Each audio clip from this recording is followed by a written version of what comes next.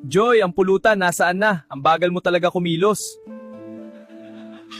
Hindi asawa ko.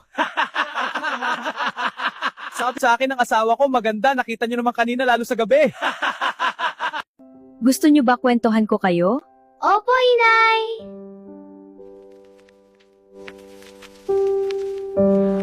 Oh, O anak, huwag kayo bumitaw sa akin ha. Opo, Joy, kamusta ka na? Balita ko may kaya na pangasawa mo. Ito na ba ang mga anak mo? Okay naman ako, Ella. Ikaw kamusta ka? Mabuti naman. Ito kaka-graduate ko lang nagkolehiyo nakaraang buwan.